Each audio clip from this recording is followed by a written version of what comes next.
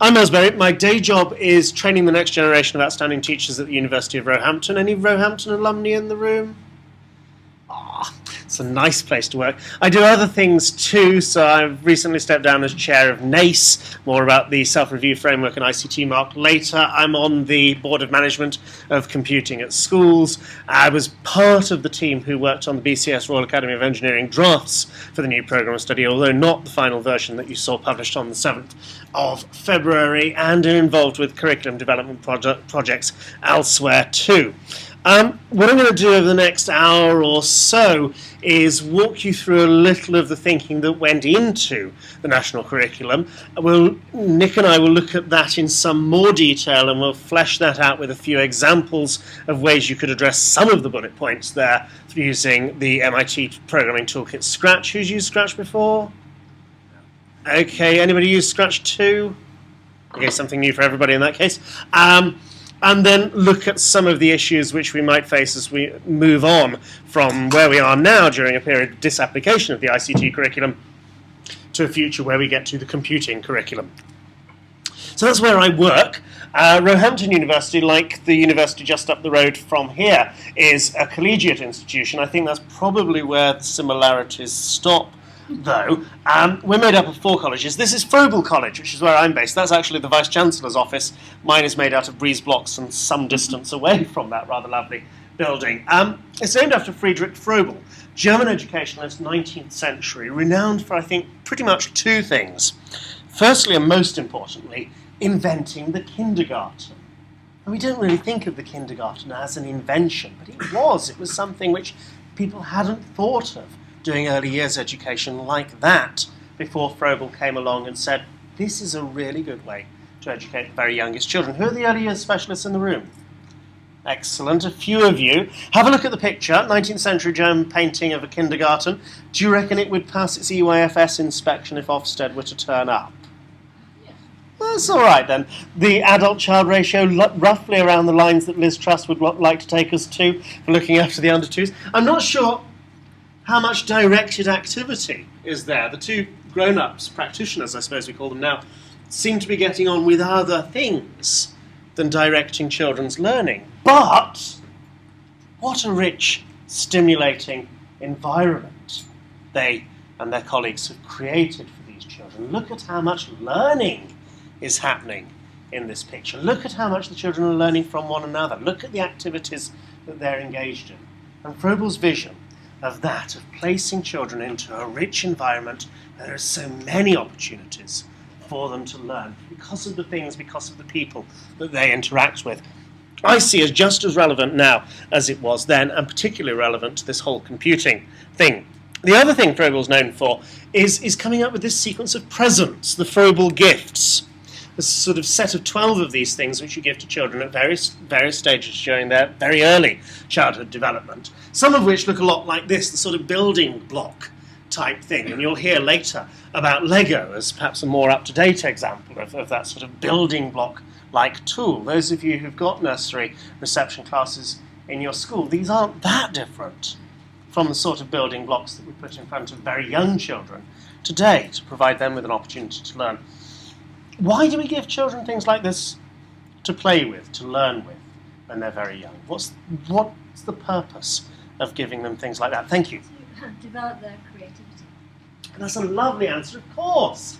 Making something, expressing themselves, doing something which is original and has value to them, and I hope that the grown-ups and the other children around them. Thank you very much. Other reasons? Experience, giving them first-hand experience.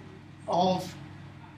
Tools, things that work, how things behave. Absolutely. So we learn through that direct experience of tools, of things, of the world, don't we?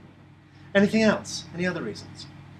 Fine motor skills. Fine motor skills, very important stuff, absolutely. Anything else?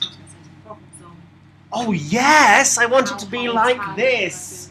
Yes, that's really nice answer. Love that very much. Anything else? Oh yes, having them all playing together with the same set of blocks. That's a really important dimension to that. Very nice point, thank you.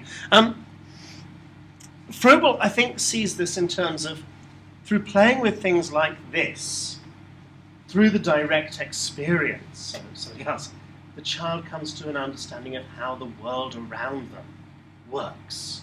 Conservation of number, conservation of mass, conservation of volume, that some structures are more stable than other structures, that gravity pulls these blocks downwards when they let go of one. All of this comes through direct experience of playing with toys, blocks, things like this, which we almost take for granted now, don't we? Nobody's said, so that they become building workers, construction engineers, architects when they grow up.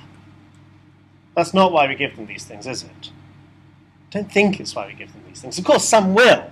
Famously, Frank Lloyd Wright, great American architect, went to a Frobel kindergarten as a boy and played with toys like that. And there are those who argue that there's, in fact, Lloyd Wright himself admits there's a link between those early childhood experiences and what he did with his architecture later in life. I think there's some possibility that that's the case. So some will, but that's not the reason for it. And so that takes us to something like Scratch, which is this lovely building block-like programming toolkit. This is from MIT's lifelong kindergarten group. And that's no coincidence that they've taken the kindergarten idea and applied those to programming. So the child writes code by fitting the blocks together. We don't give them Scratch to play with. We don't teach them programming in Scratch or let them learn programming in Scratch so that they become software developers or computer scientists or whatever. Some will. But by playing with blocks like this, they get an understanding of how part of the world around them works, how the technology works, how the technology gets made, the fundamental properties of computation, which lie at the heart of mathematics and of the physical sciences and the biological sciences, to be fair. And so the playing with this is not just to become a programmer, a software engineer. It's to get that understanding of how the world around you works, which is what Sophie, my then 1.5, now 2.5-year-old, is doing on Daddy's laptop there. She's getting an understanding through experience, through play, through treating this machine as a toy of how some aspects of how this works. She's developing what Piaget would have called a schema, a mental model of how the world around her works. At a very early age, earlier than this photo, she knows that if she closes the lid on Daddy or Mummy's laptop, then her parents pay her more attention than they would do otherwise. But by this point, she's noticing that this button makes it go to sleep or makes it wake up. She presses on these and things happen on the screen. She moves her finger on this bit and things move around on screen. This notion of input, process, output is lying at the heart of the schema, which we've not taught her, which she's acquired for herself through direct experience of playing with toys like that. You can't help but have some mental model. The children you teach have some model of how the computer works. They know that if they type or move the mouse or move their finger on the shiny screen, it does something and then the output changes. So they have that schema, and a lot of what I think we're doing, or should be doing with computing education, is developing that schema, is putting experiences in their way through which that schema develops or gets corrected when there are mistakes in it, through the processes that Piaget identified as assimilation, where it fits into our current model, or accommodation, where our mental model of how the computer works, how the world works, has to change because of the experiences which we meet. Greenroom and Hannon, writing back in 2007, talk about young people's experience of technology, their space. And they say that by and large, young people are pretty good as information gatherers and everyday communicators. Is that the case of the Year 6s in your school? That by the time they leave you, they're not bad at finding stuff out on the internet. They're pretty good at staying in touch with one another, using technology to help them do that. Although, of course, none of them would use Facebook for that before the age of 13, would they? But Green and Hannon saying that there seem to be fewer children who are creative producers in a digital domain. That's something which we do in our ICT lessons. And sure, we set up opportunities for them to express themselves creatively using the computer, but relatively few, according to Green and Hannon, chose to continue to do that. They seem content at just stopping at those first 2 points and not doing that third one. So there's space for us to intervene and do more there. And fewer still who are teaching themselves new things, who are learning new skills, who are pushing forward the bounds of what they could do with technology or what their peer group could do with technology, a group which they characterised as digital pioneers. And again, there's space for us to meet them where they are, take them on to someplace new. Everybody in the room familiar with AFL? AFL, anybody? Assessment for Learning, very good. Okay, TFL, new idea for you. Teaching for learning. Radical idea? Okay, let's try it. It really is worth trying, okay? Meeting them where they are and taking them on to some place where they wouldn't have got otherwise, where they wouldn't have got just on their own. An intervention which lets them learn more than they could otherwise have done. Meeting them where they are, taking them on to someplace new, sort of Transport for London type thing too, isn't it? Okay, so where are they? It's easy to generalise, and there are going to be exceptions to any rule, including this one. But I'd say, you know better than me, by the time they're leaving your Year 6s, they're not bad as users of technology. They can get things done on a computer. They're good as consumers of digital content. They can get YouTube clips, they can download music from iTunes and listen to that and consume that content. They can play the games. They're good as communicators between one another and indeed with other people. They are, broadly speaking, whatever you mean by digitally literate. They can read and write in a digital domain. They are, thanks to your good work and their own sort of nous, I suppose, not bad at keeping themselves safe online. They also move on to secondary school with quite a cluster of IT skills. They can get things done, as I say, on a computer. They know how to make this stuff work most of the time, as long as things don't go wrong. Is that reasonably accurate as a portrait of your Year 6 leavers? Okay, exceptions apply. Anybody want to challenge me on this? That's a relief. Sorry? I don't think it's completely sure that they're safe. Okay. Whatever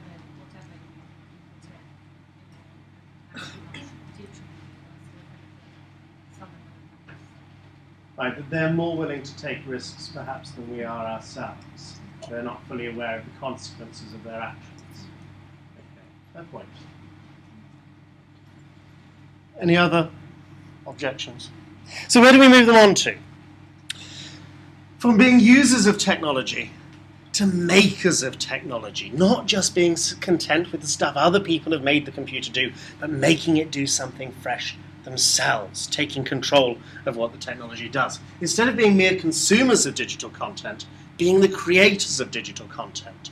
Yes, they can all listen to music on their iPhones, but how many of them choose to make music in a digital domain? Yes, they're all fine at watching YouTube videos, but how many of them have the skills and choose to make that digital content, digital video themselves?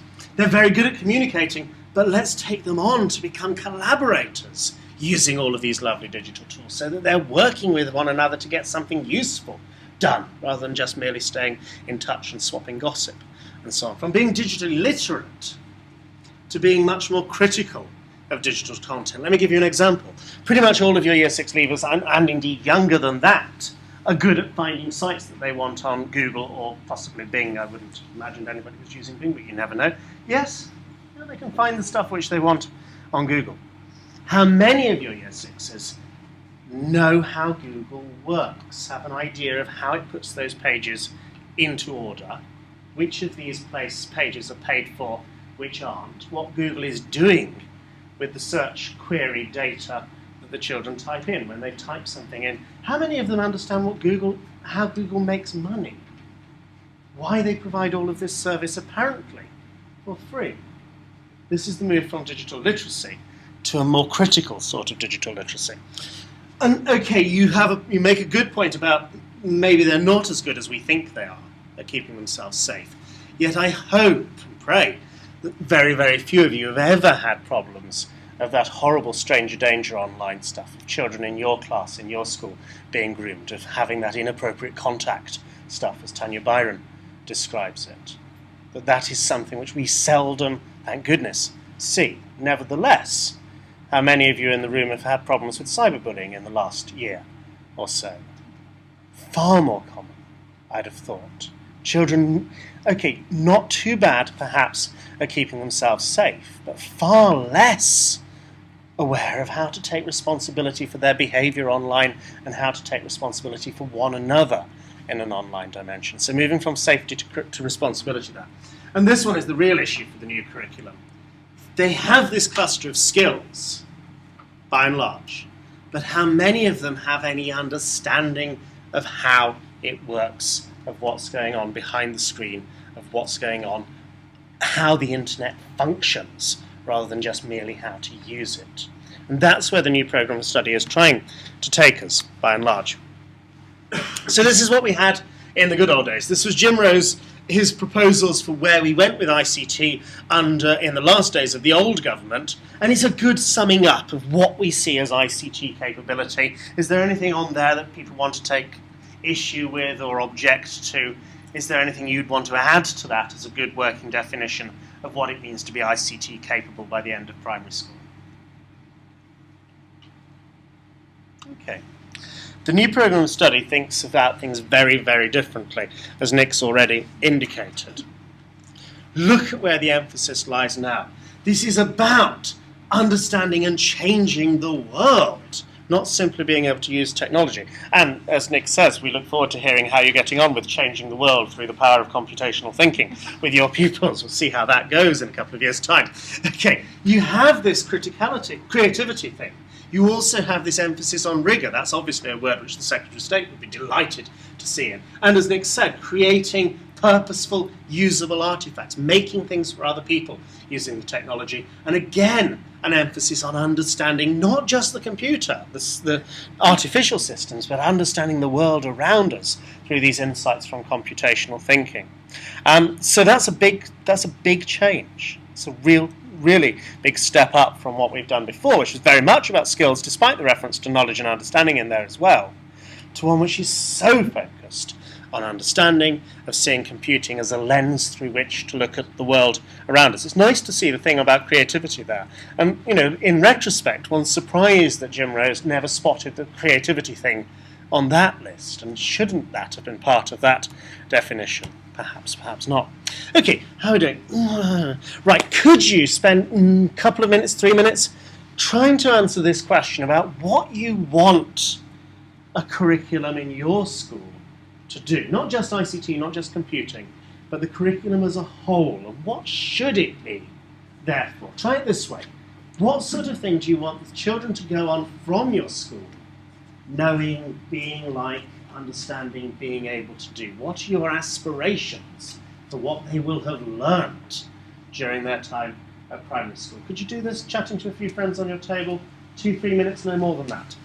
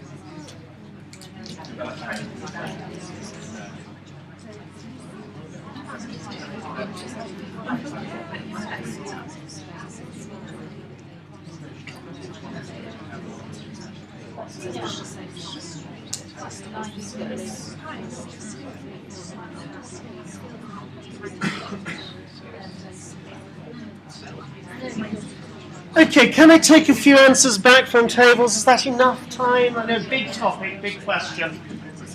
Who's got something to say? What do they want of a curriculum for their school? I want it to inspire the children to go on to learn for themselves. Really, really important thing. Absolutely. Like that very much. Other answers? Scaffold of skills for them to build on. Ah, that's interesting. Do you want us to say a little more? Okay, let me have a go. So that you're providing a foundation. Yeah, it's So giving them the initial building blocks that they can then go, oh, if I can do that. Maybe I can then do that. Yes. And then try the next thing, the next thing, the next thing. So scope for independence from then because of the foundation that you provided. That's lovely.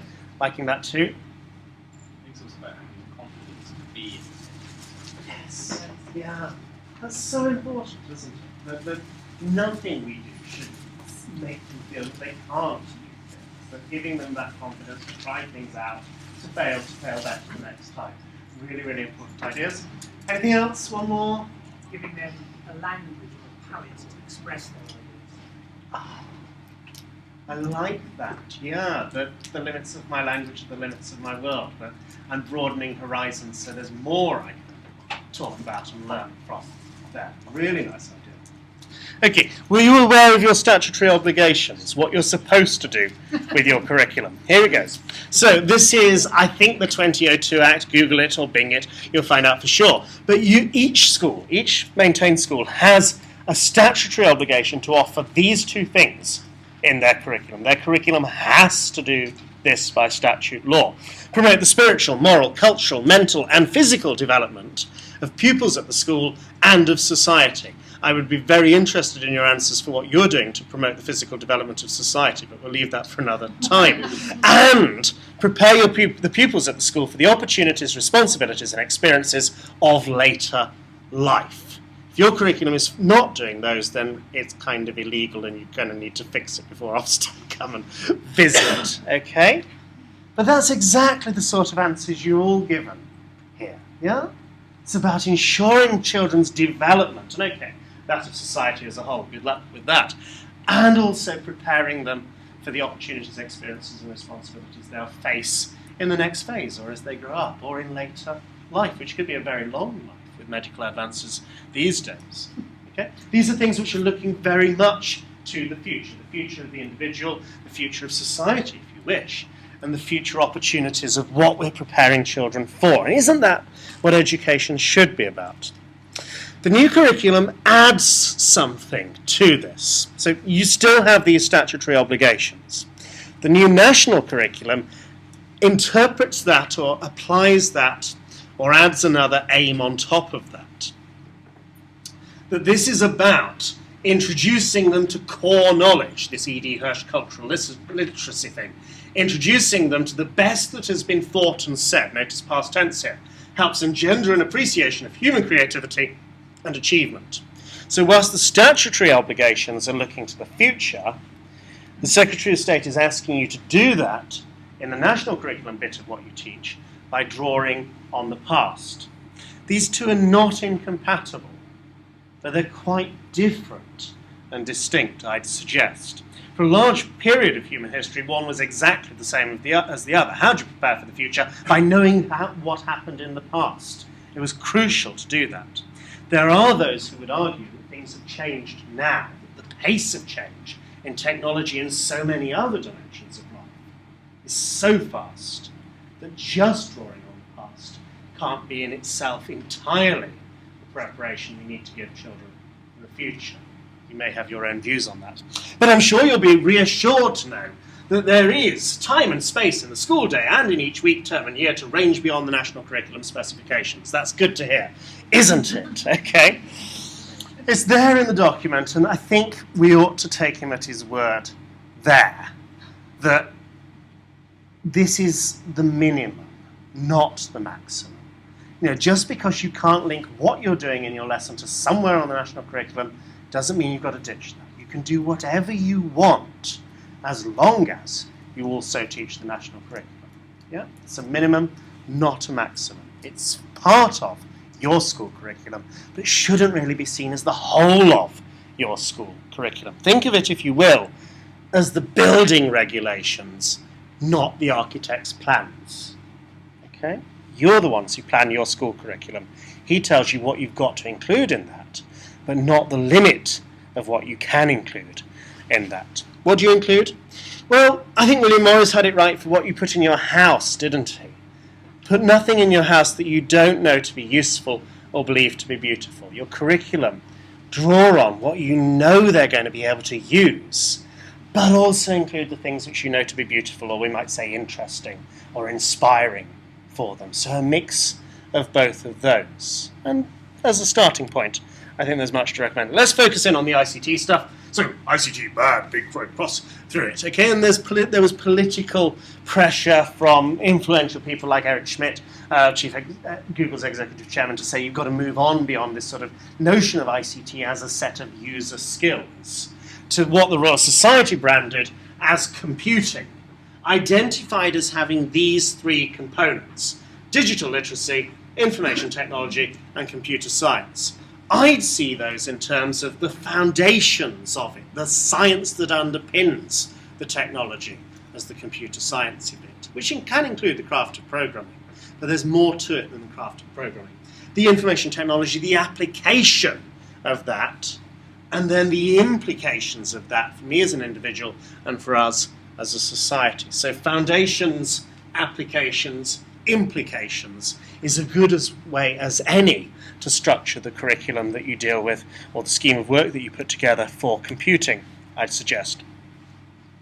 And that sort of three-partite definition is reflected in the preamble to it. So you have at the core of it this computer science stuff, as Nick's already said. You then are able to apply the information technology to create product solutions. You can use the knowledge that you have to use the software well, and then you become digitally literate. And again, I think we want you to see that in terms of a more critical digital literacy than merely reading and writing in the digital domain. And these again are reflected in the aims of the subject as stated in the programme of study. Notice that two of these are in that computer science territory, that children will understand and be able to apply the fundamental principles of computer science, the ideas, the sciencey bit that underpins the technology, okay? Logic, algorithms, how data is represented, how we communicate using computers, yeah? And then the computational thinking ideas about how you solve problems using that, and then also the practical craft skill of writing the software. This is, I'm sure, how we learn that bit for most of the time in primary school, certainly. Yeah? Sit down and I'm going to teach you all about algorithms and data representation. You've got your work cut out. There, I'd suggest. Let's write some games programs, much more appealing, and then the computer science comes in through that practical experience of programming. How do you teach the science in your school? Isn't it still through investigations and experiments and practical work? Isn't that also how you're going to teach the computer science bits of computing? Through investigations and experiments and practical work of writing software. I'd hope so. And then being able to evaluate and apply IT, so the stuff which we have seen the ICT curriculum as consisting of, and then moving to this digital literacy side, I suppose, about being responsible rather than merely safe, competent and confident, nice to see the word confident in there as well, and creative users of, notice, it was not entirely deleted, ICT is still mentioned there, very small print on page 2, I guess. Nick, do you want to walk us through Key Stage 1 requirements in the programme of study? Certainly. As I said, the whole thing is written to be on 2 sides of A4, so that there is the technical language. So understand what algorithms are. I presume you all understand what an algorithm is. Lots of nodding? No, not much. And this is certainly, you're already doing it. If you're a Key Stage 1 teacher, you're doing algorithms without knowing it. It's the, and as Miles commented this morning, and there's people using these, so it's the jam sandwich. How do I make a jam sandwich? You use an algorithm to make the jam sandwich. You don't put your jam on the plate and then put the bread on it, and then you put it in the right order. You get the bread out of the bag, butter it, jam it, put the other bread on. Made a jam sandwich. It's got steps, logical steps. Getting up in the morning, you don't put your clothes on, then get out of bed, and then go and clean it. Everything's a logical step, and that's taught all the way through in the family and then in the school in the early years and moves on. So algorithms are already there. It's just they're using the scary word now. And I hope no Ofsted inspector is going to come into your Year 1 class and ask them to define an algorithm for you, but hopefully they will understand that it's a step of instructions, basically. So that's not too scary. Implemented as programs on digital devices. So not just a computer, digital devices. So if you've got the Bebop, it's the Bebop. If you've got a Roma, we're going to see the new Roma, the Roma. A range of devices. And certainly Graham's wife looked at this and said, that's the Bebop curriculum, I can do all this with the Bebop. And to be honest, there's a lot that you can. So yeah, write a program, execute it following a sequence of instructions. So whether that's forward arrow, right arrow, forward arrow, right arrow, forward arrow, right arrow, on a piece of paper, you put it into the Bebot, see what it does. You know, that's doing it. And that's the writing and testing simple programs. Logical reasoning. Okay, if you've got the arrows, well, what do you think it's going to do? Well, it looks like it's going to forward and turn. And let's all be robots and try it, shall we? So, you know, to predict the behaviour of the program before you test it. And that's something you're probably already doing anyway. And then there's this catch-all bullet point: organise, store, manipulate, retrieve data in a range of digital formats. That's everything you used to do. Carry on doing it. You know, opening files, creating Word, you know, little typed in documents, doing graphics with your colour magic, being able to save it, retrieve it, change it, save it again. Digital range of digital formats, so it's your music, your PowerPoint, everything else you might want to do, you know, all the sorts of things you might want to do, is there in that one catch-all bullet point. And then the final one is the e-safety bit. So it does talk about communicating safely, respectfully online.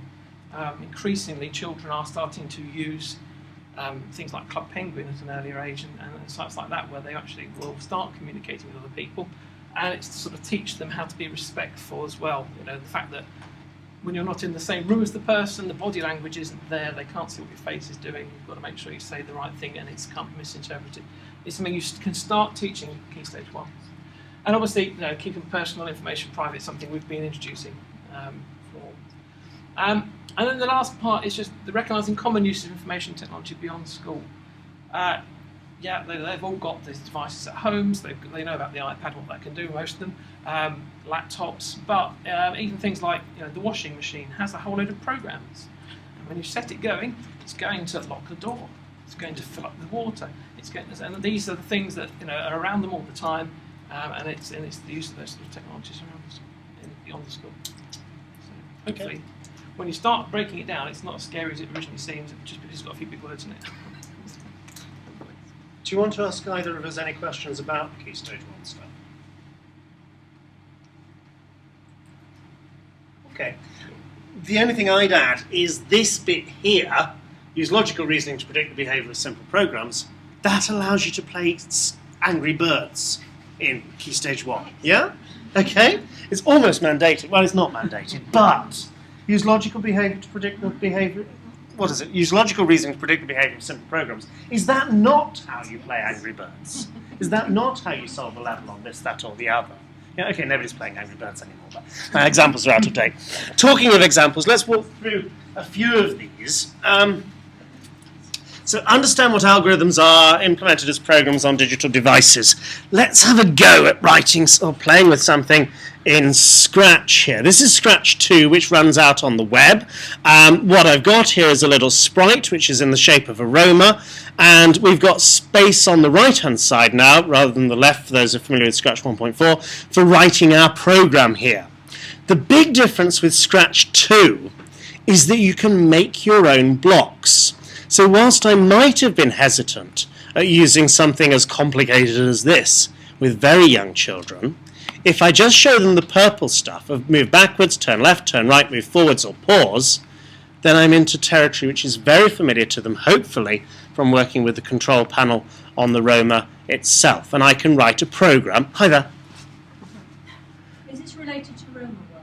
Is it by the same? No, Scratch is produced by MIT. So how come they can use Roma? Is it not kind of... Because this morning, when I noticed that we had Valiant rather than TTS with us, I took a photograph of a Roma with my phone and beamed it up to the Scratch website and used that as the sprite for this. If you, yeah, okay. Here's one I prepared earlier. So the Bebots are much, much bigger, of course. But, sorry, let's just swap over. So we could do exactly the same thing using a TTS Bebot for this. But you're using free software instead. Yeah, and I've taken a photograph of this, put it onto the Scratch website, and now I've made some blocks. Now, making the blocks, I wouldn't do with Year 1 or Reception, or possibly even Year 2. But with Year 6, they could write these, and then there's a joint project between one half of the school, or one part of the school and the other part. So I've just defined these blocks in a slightly more complicated way than is absolutely necessary. Let us write a program by sequencing some instructions. So I'm going to ask it to move forward and then turn right, and then move forward and turn right. Sorry, this is like watching paint dry, folks, I know. Forward, turn right. So there's a sequence of instructions. Would you like to test? Would you like to make a prediction of the behavior of this simple program? What do you expect is going to happen when I click on the green flag up here? You reckon a square. All right. Everybody made a prediction? Anybody want to do something different? Okay, here we go. Watch it carefully. Ta-da! One square drawn with a simulation of a Roma up on the computer screen. There, I had the pen down, which was a bit annoying because I'd not sort of remembered to do that, so I can clear the thing, pick the pen back up, and then when I do it, that's what it should have looked like the first time, because it didn't do what you expected it to do, so it was drawing a line. Then we can go further than we can on the simple interface for the new Roma and sort of do clever things like repeat 4 times, moving forward, turning right. Same, expecting the same thing? Anybody? Clicking the green flag. Ta-da. Okay, you have problems with resources. Romas are just too expensive for us to have lots of them. Not a problem on screen. Duplicate that. Everybody can have their own Roma now. Seen synchronized Romas working? Here we go. I could watch it all day, but we won't. Okay. What else? So you've also, so that's, you know, in terms of program of study, understand what algorithms are, step-by-step instructions, implemented as programs on digital devices. The digital device I am running this program on, anybody like to tell me which digital device I'm running that program on? Yes. Which computer? It does look like that, doesn't it? But there's a very strong chance, and I need to know what's happening behind the scene to be sure, that this is a server somewhere in Boston on MIT's campus, because this is web-based. So I think I might be running a program on a digital device the other side of the Atlantic by moving things around on this particular interface. So bringing in a little bit of that sort of network understanding there. So we've got that, you know, bullet point ticked. Could I see the next slide, please? Come on. Right. There we go. So here's more. Writing and testing simple programs. This is trainees' work. Did half an hour introduction to Scratch. They set up a little animation of creating an orrery, sort of planets revolving around the solar system. Did they start in a circle? Were they getting it right in a circle when they first wrote this code? Of course not. But they tested and improved this. We're heading already into Key Stage 2 territory there. Now, is that something you'd necessarily do with Key Stage 1 as their first experience of Scratch? Probably not. But by the end of year 2, is this going to be beyond every child in your class? Any child in your class? Maybe. It's something to aim for. It's a nice example. We can do a similar sort of thing here. Let's just go back to my stuff and do a new project over in Scratch 2. Sorry, it takes a while for the editor to load. This is why I'm not sure whether it's my computer or their computer, because it does download this huge Flash framework in order to get it to work. At some point very, very soon I'm going to give up, and there we go. Right, so let's do a quick cartoon in Scratch. Anybody seen Finding Nemo? Yeah, Pixar? You know that it's computer-generated animation. They've not drawn anything on acetate sheets and filmed it. They've created these computer graphics and told the computer how to animate those. Let's see how quickly we can do something similar ourselves. So Scratch background here, painting a backdrop. I'm going to take the paint thingy, I'm going to take some yellow on there. Let's make this a bit thicker so that it will show up on my screen. So a little bit of sand here at the bottom of the fish tank. I'm thinking of the dentist waiting room scene in Finding Nemo, those who are familiar with the work. So there's some sand down the bottom there. Let's take some lovely blue, no, let's take some green first. And my paintbrush icon. This is just like reception doing stuff in Microsoft Paint, isn't it? Nothing more sophisticated than that going on, but they can make their own cartoons this way. And of course you could have reception year 1 doing the backgrounds and year 4, year 6 coming in and writing the scripts for the characters. What colour is water? Every child in primary school knows water is blue. There we go. So back over to the scripts, that's the stage. Does anybody notice a problem with the fish tank scene I've just got there? It's cat in the fish tank. Don't call the RSPCA. We're going to say bye-bye to the cat. Say bye-bye to the cat. It's gone. Okay, what would be more appropriate to put in a fish tank? In the question. Shark, thank you very much. You've seen this presentation before. Okay, we're going to go with something a little less frightening than a shark. Your children must really love your lessons. Okay, we're going to put a little, what is it? What's it called? Clownfish, isn't he? Okay. At this point, my trainees at Roehampton express a degree of surprise that I'm not also lecturing on the art modules. But, you know, Mr. Berry, we can paint better than you. It's important, isn't it? Okay. Oh, one thing to watch out for with Scratch is that the sprites automatically point towards the right. Anybody who thinks that that's why the Secretary of State was recommending it in the speech may be reading too much into that. You know, everything moves to the right in Scratch. Okay, so we have now a sprite and a background. So think of it as a character. This is a character on a stage. That's language with which children will be familiar. We can now do something that we couldn't do in Paint, and children get frustrated with this in Paint. Look, I can move my fish around my background. I've not done any coding yet, but we can now do some coding. So here's my hello world type instruction. In Scratch, you normally have this green flag thing to start. So when I click on the green flag, move 10 steps. Everybody happy about the program? Would you like to use some logical reasoning to predict the behavior of this program? What's going to happen? It's going to go forward, it's going to go to the right, because everything in Scratch moves to the right. Anybody else? Okay, how far is it going to move? 10 centimetres. Is that 10 centimetres on that screen or my screen? Okay, my screen's smaller. 10 units, good answer. 10 steps. How big is a step? Tell you what, has everybody got their fingers with them? Yeah? Could you point on the big screen, please, to where you think the fish is going to end up when I click on the green flag? Move 10 steps. Everybody doing that? Use your own fingers, please. Put other people's fingers away. Here we go. You ready? Did you see it move? Are there people in the room with an air of disappointment about this? Okay. So anybody like to hazard a guess at how big a step is? Millimetre. On this screen or that screen? Nick's seen this before. On your screen. On my screen, a millimetre. Okay, somebody said it. Pixel. What do you mean by pixel, please? It's 1 unit of creating a screen. Yeah.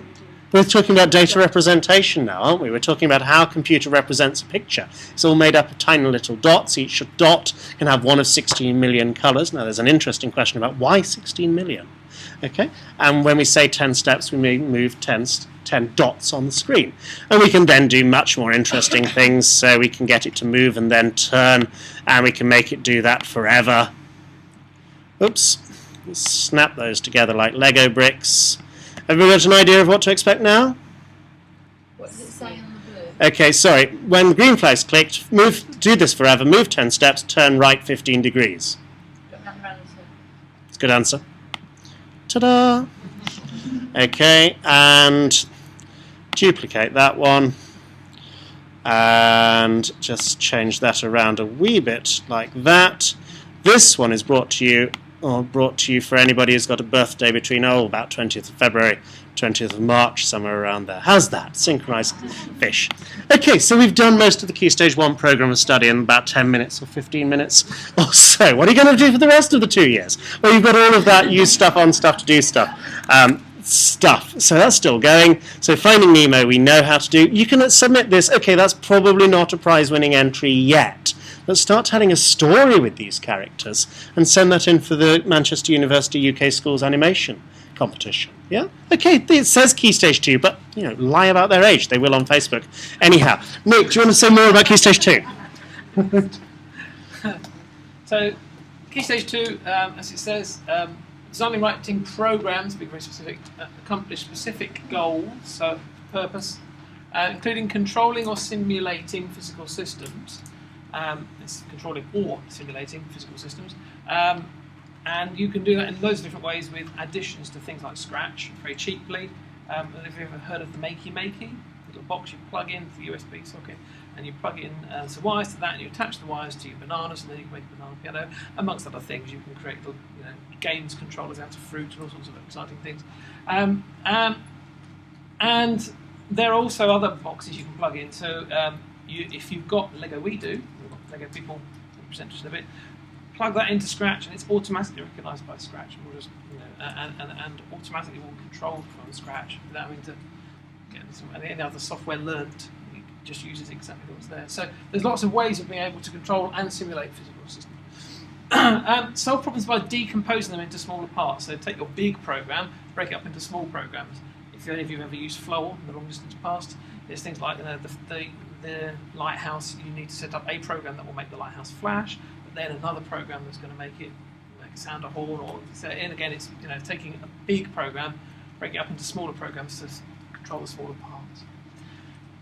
Use sequence selection and repetition in programs. We've seen brilliant examples of those just now, say in Key Stage 1. So, didn't do any selection. Not selection. The repetition is certainly there, loop, and the sequence of instructions. I'll let you talk about selection in a minute. Work with variables, which we haven't seen, so that's another step on. Various forms of input and output. We did talk briefly about those. There are things like the Pico board, which you can buy, again, very cheap, about £35, plug that in, works with Scratch, and has loads of sensors built into it. So listen to, it's got a sound sensor, touch sensor button, light sensor, and various other things, and you can then use those. Why not program your own classroom burglar alarm system using those sensors? So that's Can you say that name again? Pico board. Pico. Pico board. PICO. There is available to order from America, I think, but there is an importer that I found in Scotland somewhere, which got around the problem of having to pay import duty and things. So they're very cheap. So there are ways of using those inputs and outputs physically as well as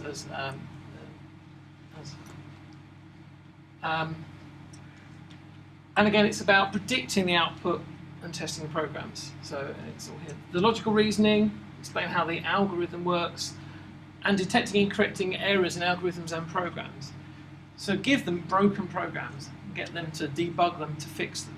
Give them a half-finished game, but unfortunately the main character doesn't move yet.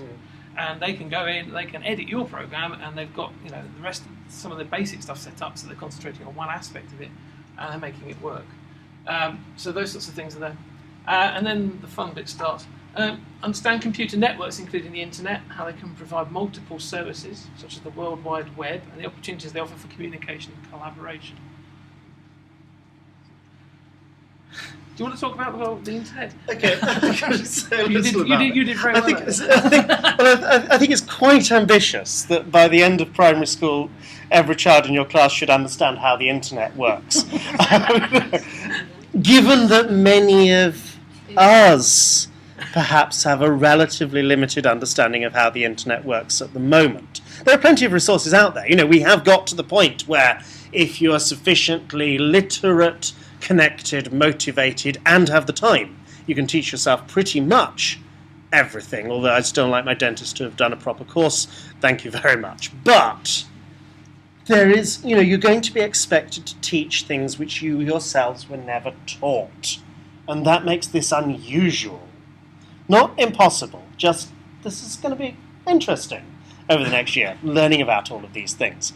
And there is this thing about here and how they provide multiple services, such as the World Wide Web.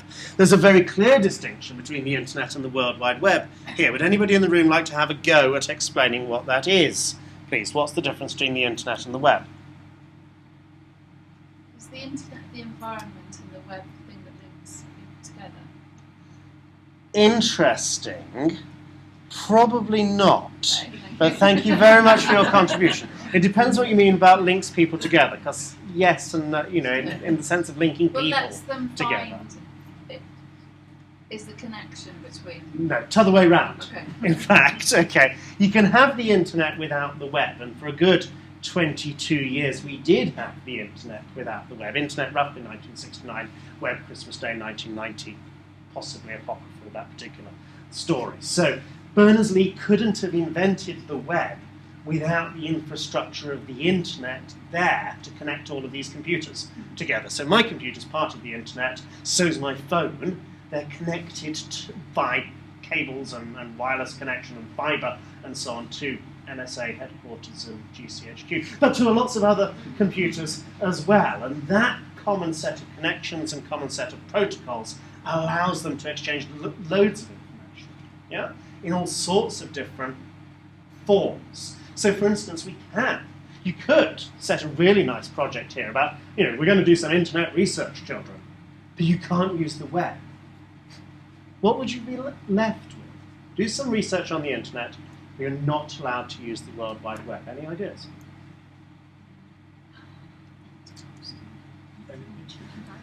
Well, voice over IP, you could use Skype, certainly. In fact, I guess by now many normal telephone calls are routed via the internet, but certainly voice over IP, internet protocol, would work. Skype would be absolutely fine. We could do some really nice research projects via Skype.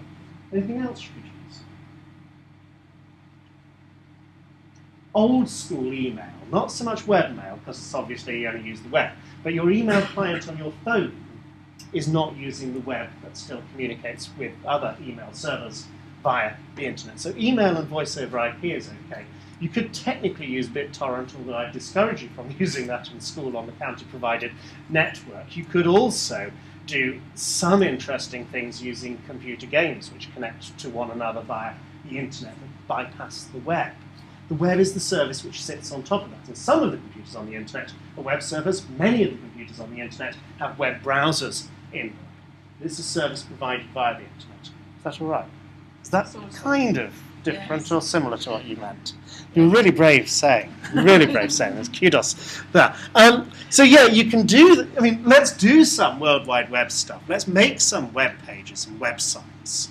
But don't for one moment think that you're doing computer programming, even if you're writing in HTML, because you can't do the sequence, selection, and repetition stuff by writing in HTML. But it's still a thing well worth teaching. Shall we do the next set of bullet points? All right, here's some more. And here's an even better challenge for you. Describe how internet search engines find and store data. Anyone going to volunteer for that one? Use search engines effectively. Okay, that's something that I think, yes, we can help. Keywords and that sort of thing, and understanding what you're putting in. But yeah, describe how search engines find and store data. And what level do you take that at?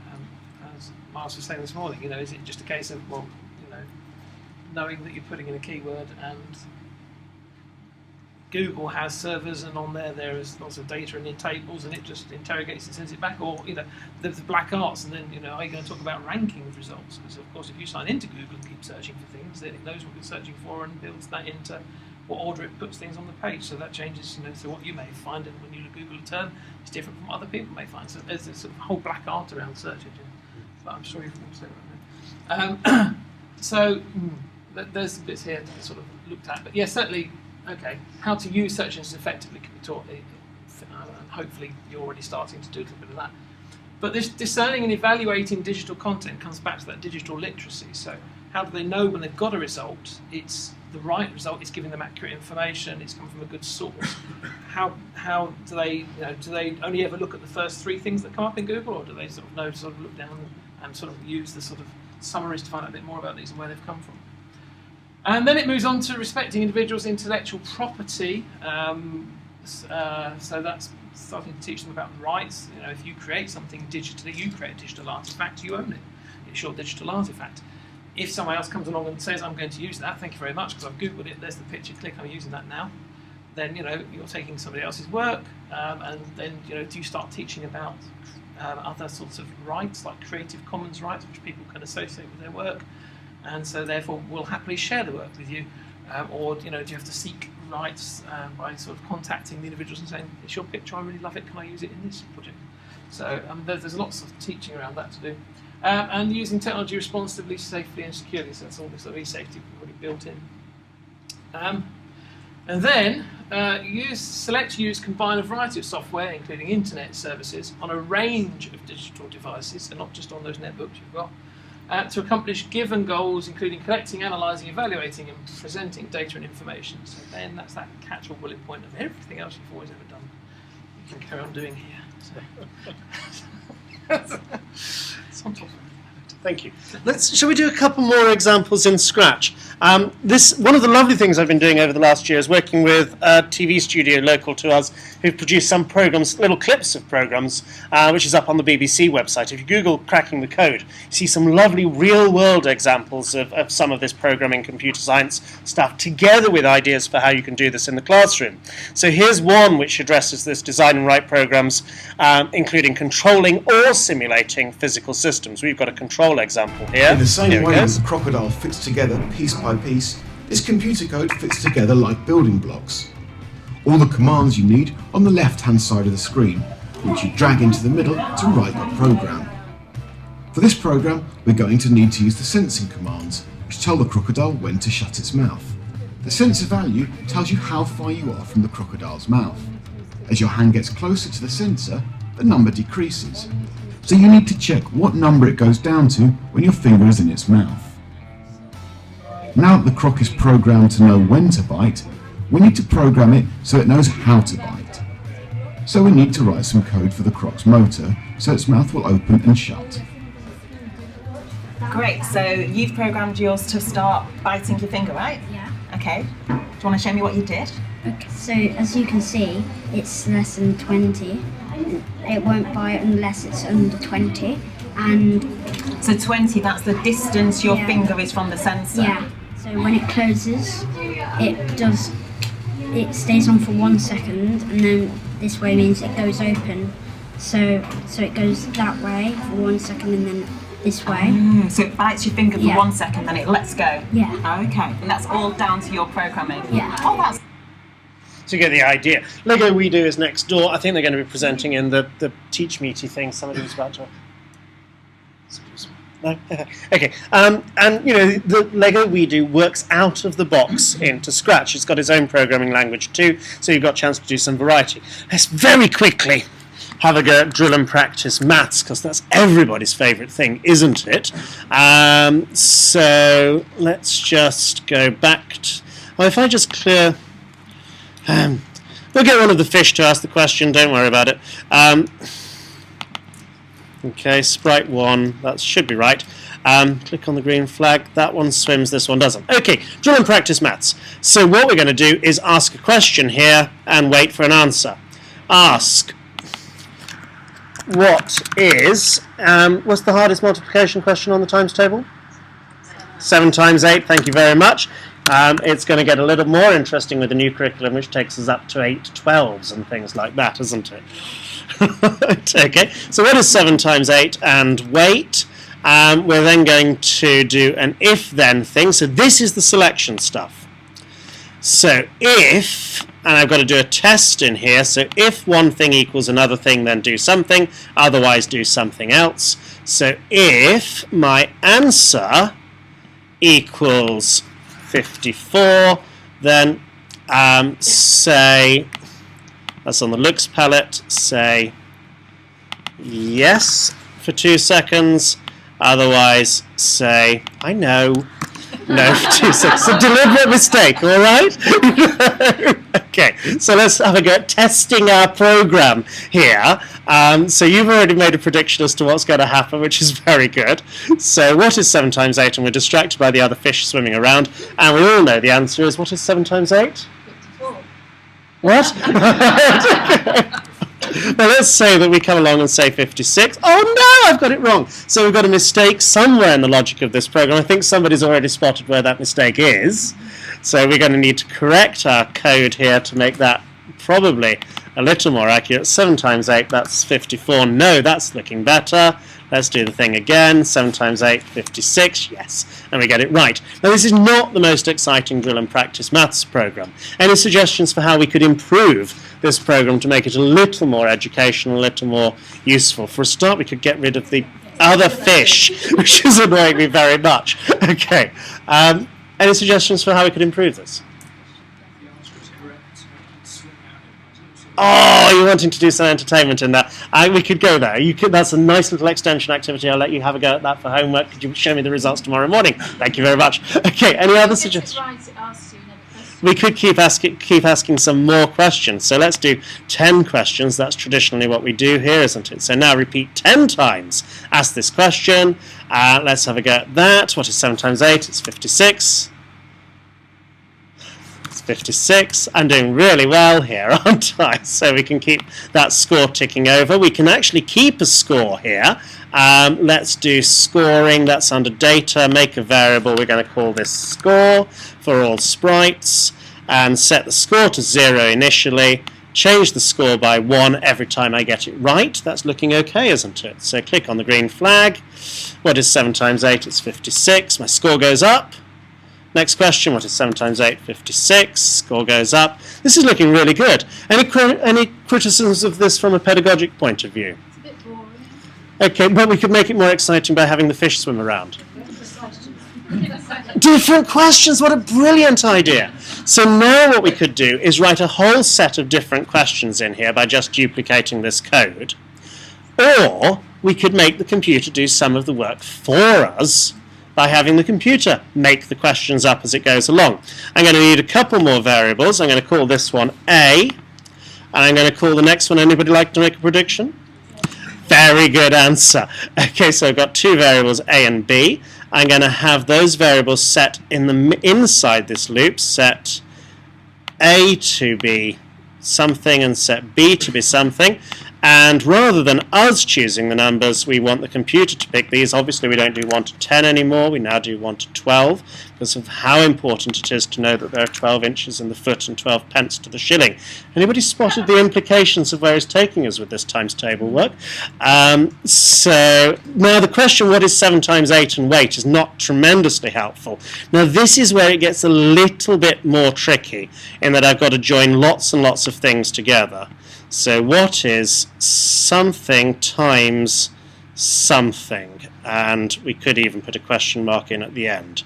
So this bit is a what is, and this bit is A, and this bit is times, and this bit is B, and oops, I put a question mark at the end, stop that running. Okay, what is blood times A times B and weight? Okay, so we've got our program pretty much good to go now. Any problems with what we've got on here? Do you want anybody? The answer's 56. Well, we've got a 2 in 100 chance of it being right. Isn't that good enough? Okay, so unfortunately the 56 here, we're going to need to work out the answer to this sum, but the sum's going to change every time. This is so hard now. Well, let's work out the answer by making the computer do the math for us. So what is, if the answer is the answer to A times, oops, sorry, operators. I thought I had that. I did have that. There we go. Drag that one into position. What is, if the answer is the correct answer to A times B, then change the score and say yes. Is that looking good? Any problems? So A and B are chosen here at the beginning of the random loop. Set A to be a random number between 1 and 12, set B to be a random number between 1 and 12. So hopefully we should get a question. What is 1 times 4? That's 3. Another question, 4 times 11. My score goes up. I've created some inputs. I've tested the program. That seems to be working. Okay, 5 minutes. Okay, or does both of you showing 5 mean I can add them together and call it 10? Okay. So there you go. There's pretty much the Key Stage 2 programming bit of the program of study done inside, what was that, about 5 minutes or so. What are you going to do for the rest of the 4 years? Design and write programs to accomplish specific goals. Tick. Controlling or simulating physical systems. Well, this technically is a physical system. Solve problems by decomposing them into smaller parts. I didn't really do that, but we did iterative development, which said we started with a simple program and then we improved it. So kind of getting there. Sequence, the steps were in order. Selection, we did ifs and thens in there. Repetition, we asked this 10 times. Variables, you saw. Various forms of input and output. Okay, it was displayed on the screen and I used the keyboard, but there are other forms available. Appropriate inputs and predicted outputs, we did that as well. Logical reasoning to explain how the program works, kind of did that. Detect and correct errors in algorithms and programs, we sorted that as well, didn't we? What are you going to do for the rest of the 4 years? Well, teach them how the internet works and how search engines store data, because you've still got to do that as well. So we've seen that. Okay, and we've seen that. Pappert was arguing back in 71 that this is the point of a drill and practice program, not to learn your tables, but to get experience of writing these things. And okay, again, cross-phase project. Get year 5 to write these programs for year 3 to play and practice their tables with. And you've got further examples of that. We've kind of illustrated the point, so I won't show you more cracking the code, but it's a really nice example of doing this inside a racetrack simulator. Key Stage 3, I'm not going to go into details with. I just wanted to put this on the slide to show you how complicated it gets when they move on to secondary school. Okay? Those of you who think, well, they're going to get bored of Scratch by primary school, there are extensions to Scratch. There's a lovely thing called Snap. There's a lovely thing called Enchanting to use the Lego Mindstorms robots. Please don't rush to teach Python and JavaScript. I know many of you were wanting to do that in Year 5 or Year 6. There's plenty of scope for them to move on to that at secondary school. But the secondary school stuff is really quite challenging. I'd say we're not going to go into those details. Key Stage 4, on the other hand, easy. Did we kind of run out of steam at that point or didn't have enough paper left? Okay, just keep calm and carry on coding, broadly speaking. Okay, Key Stage 4 curriculum, you could teach that in Key Stage 2, couldn't you? Which bit there? So public consultations closed. We're waiting to see whether the government are going to change any of this. You should have a version ready for next September, so that you've got a fixed idea for the next year of what's going to happen when it becomes statutory in September 2014. Remember, please, it's a minimum, not a maximum. If you're an academy, if you're a free school, if you're an independent school, then you don't have to do any of this anyhow. And the rest of you, remember, you can do whatever you want as well as this. You know, we can cover the Key Stage 2 program study for computing in about 10 minutes. I was going to ask, do you predict that it will change, or do you think it's quite likely to stay as He's it is? changing we believe he's going to change history, and we believe he's going to change DMT. Yeah. Changing more than that might be politically courageous. I'd expect to see creativity come in at Key Stage 1 and 2. It's not mentioned on the subject content at the moment. I'd expect to see key safety come in at Key Stages 3 and 4. Other than that, I really don't know, and I'd hesitate to make a prediction. Correcting the silly mistakes, like explain how search engine works in Key Stage, or explain how search engine stores data, hopefully. But the more changes he makes, the more political capital he loses, I suspect. Okay, I kind of got to stop now. Okay. Pedagogy matters. Think carefully about how you teach this. Don't let Scratch become the new PowerPoint. Please. It is about creativity. It is about letting them explore and play with these tools. Learn from the kindergarten thing, if you could. Assessment is up for grabs. You know, we know it's not going to be levels. There are interesting approaches using things like badges to say, these are the things I teach. This is the evidence that they've learnt that, and here's a badge to reward that, to demonstrate that they've achieved that particular competency. And that's the information which you pass on to the secondary schools for them to ignore that, rather than the level description that you give them. I'm interested in the whole teacher training thing. You're likely, I suspect, to be interested in the CPD thing. I think Pappett's insight is really powerful here, that it's best to learn this stuff through making this stuff rather than being told this stuff. So, you know, go on the Scratch website and start having a go at making some of these things. And, you know, the drill and practice stuff is a really nice way into this for teachers. Phonics is great fun. Coding up a phonics game in Scratch is really good fun and takes you into some interesting computing territory. There are some nice resources out there. bit.ly/ITT-comp. We've been curating a whole collection of stuff to use for teacher training, but it's got relevance across CPD and for teachers and children in schools as well. That's bit.ly/ITT-comp. bit.ly/ITT-comp. It's a project funded by NCTL, or when I say funded, they're not actually paid. They've covered expenses, so kind of funded by NCTL. And yeah, the scheme of work thing, do make your own. Again, the best way to learn this stuff is through making this stuff, not through delivering one which somebody else has made. Nick, thank you very much. Thank you all very much. Thank you.